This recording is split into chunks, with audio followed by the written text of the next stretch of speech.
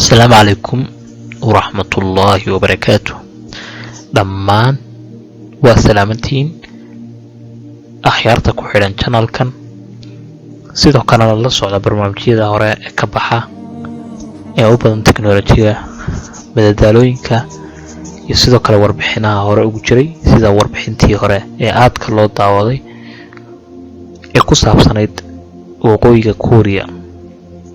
caawa waxaan rabaa inaan kuu soo gudbiyo warbixin taas ka duwan. warbixintaas waxay tahay waa mucjisooyinka Ilaahay subxaanahu wa ta'aala uu koonka dhigay ee aysan bani aadam ku dareensanayn. maxay tahay mucjisadaas? mucjisadaas waxay tahay waa mucjisada qur'aanka ku jirta ee mucjisatul namli ama quraanjada. quraanjada wax badan waxaan filayaa inaadan ka aqoon, laakiin aad ka aragtay uun dusha iyo waxa ay tahay. Ilaahay subxaanahu wa ta'aala suuradan ayaa qur'aanka ku jirta ayaa Ilaahay subxaanahu wa ta'aala ka fadilay oo magaceeda ku soo daray, waana suurada la yiraahdo suuratun namli, suurada quraanjada. suuradaas maxaa lagu bixiyay magacaas? waxaa loogu bixiyay markii Nabi Suleymaan calayhi salaam iyo ciidamadiisii ay ka baxeen magaalada iyagoo maraya meel waadi ah ama tog ah, ayaa waxaa aragtay mid ka mid ah quraanjooyinkii meesha joogay. mid ka mid ah ayaa aragtay, kadibna way hadashay oo waxay tidhi, war quraanjooy, guryihiina gala oo iska eega yaanaysan idin burburinin ama idin jajabinin Nabi Suleymaan iyo ciidamadiisa iyagoo aan idin dareensanayn. waa suurada 27aad aayadda 18aad suuratu namli la yiraahdo. xataa idaa atow calaa waadi namli qaalat namlatu yaa ayuha النمل ادخلوا مساكنكم لا يحطمنكم سليمان وجنوده وهم لا يشعرون. way sii socotaa aayadda 19aad ee suuradaasina sidoo kale waxay ka waramaysaa Nabi Suleymaan calayhi salaam oo dhoola cadeynaya oo leh rabbi awzicnii an ashkura nicmataka allatii an'amta calaya wa calaa waaliday. cayayaanka quraanjadu waa cayayaanka fadliga intaa leeg leh ee qur'aanka lagu sheegay. Ilaahay subxaanahu wa ta'aala aayado iska dhan oo quraankiisa ka mid ah ayuu kaga hadlay. xayawaanka quraanjada haddaynu u galno astaamihiisa iyo waxa uu yahay.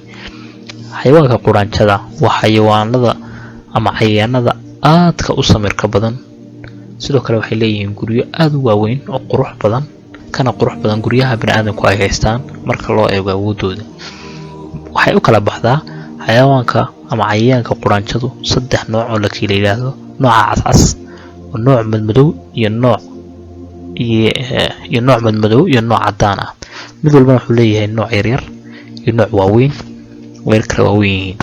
3 noocna waxay u sii kala baxaan mid walba qayb laba iyo qayb dhadiga iyo sidoo kale qayb shaqaale ah oo boqortooyada ka shaqeysa.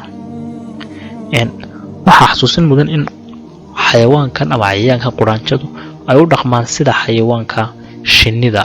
isna Ilaahay subxaanahu wa ta'aala uu quraankiisa ku fadilay naxli suuradan Ilaahay subxaanahu wa ta'aala uu ku soo dejiyay ee uu kaga waramayo faa'iidadeeda. kama sheekeynayno naxli ama shinnida imika, laakiin waxay u dhaqantaa sideeda.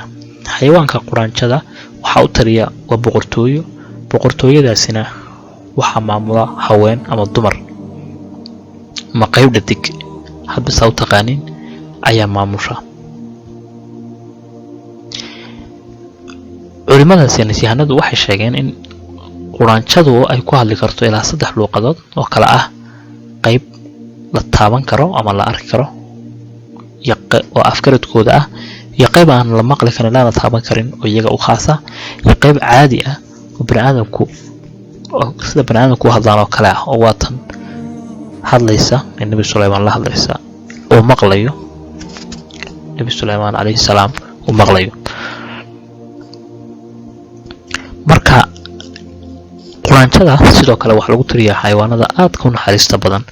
tusaale ay soo qaataan culimadu ay leeyihiin marka mid kale ay doonto alaab ama ay ku maqan tahay maacuun ta kale ama inta kale ee la joogtaa way sugayaan ilaa ay ka soo laabanayso ilaa ay ka baqtiyaan ama ka dhimanayaan oo eedii soo laamoodaan halkaas ku dhimanayaan.